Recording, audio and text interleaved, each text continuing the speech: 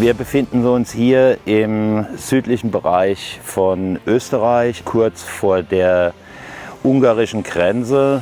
Wir bauen hier eine Freiland-Solaranlage mit einer Größe von ca. 32,3 Megawatt.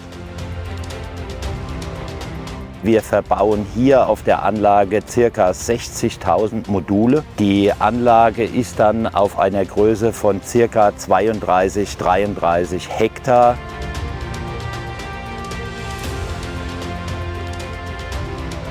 Wir haben hier die Besonderheit, dass unsere Solaranlage in einen bestehenden Windpark integriert wird.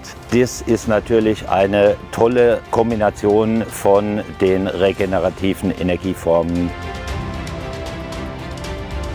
Durch den Fakt, dass hier auf dieser Anlage kein Zaun um die Gesamtanlage existent ist, haben wir hier natürlich auf der Anlage spezielle Techniken auch anwenden müssen, um die stromführenden Kabel entsprechend zu schützen, als auch die ganze Anschlusstechnik, dass da entsprechend Schutz vorhanden war.